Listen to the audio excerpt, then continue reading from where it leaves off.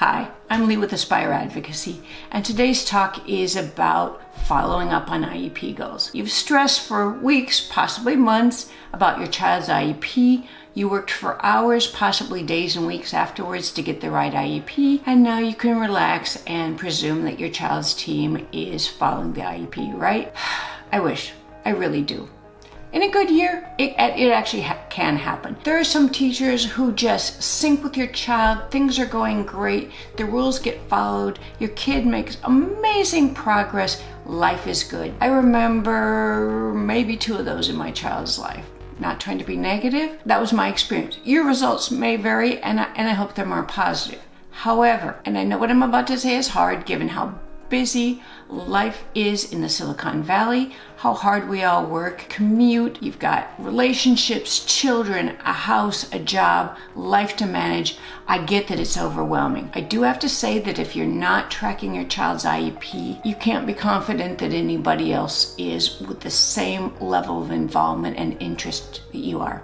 As I tell all my parents, 10 years from now, nobody else at the IEP table will be in your child's life. It will be you and your child. And ultimately, you and your child are who live with the results of what gets done correctly in the IEP and what does not. So you have the greatest interest in making sure that it gets followed up on. And unfortunately, yes, I do think it's an important thing for you to add onto your calendar. So check your child's IEP. Make sure that you're getting follow-ups at least trimesterly, even quarterly. Make sure you're getting those follow-ups on how progress is going on your goals, your child's goals rather. If to the first quarter you're seeing no movement at all, it's worth having a conversation with that child's teacher, preferably in email so you have tracking information on it so you have the ability to refer back to that later. If your district isn't good about giving you updates or you want to follow more closely, do be aware you can call an IEP anytime you want. Make it clear in that IEP request you expect them to come with goal updates. Now, I say you expect them to come with goal updates. What I do is I always phrase it as positively as possible, the same way I ask them to write their IEPs. When we meet for Sarah's IEP next Tuesday, please bring goal updates on all of her goals so that we may discuss those. That's asking politely, but still giving them the expectation quite clearly on what you want and what you expect. You can do that as often as you need to. So if you ask the district for interest, for example, to give you quarterly updates and they say we only do it twice a year, the way to get around that is to schedule more regular IEPs. If you call one, in writing, they must schedule it within 30 days. And that's how you can do those intermittent check-ins on the goal. 6 weeks after you've signed the IEP might be a little quick to see measurable progress. In a lot of cases you won't.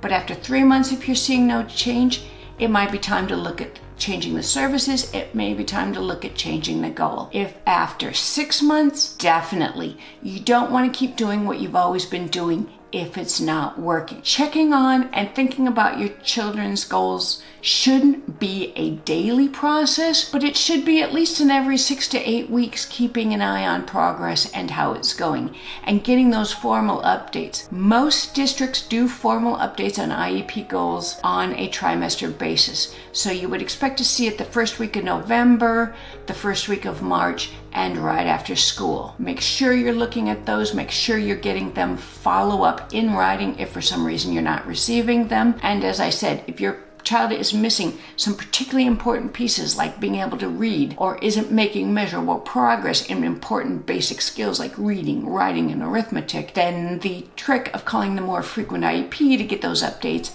is a process I encourage you to pursue. I know there's a lot going on, and I do believe that if you spend some time, especially in those first few years, establishing the process and learning how to follow up, that it will serve you well in the future. I'm Leigh with Aspire Advocacy. Thanks for watching. Please reach out if I can be of assistance. Bye.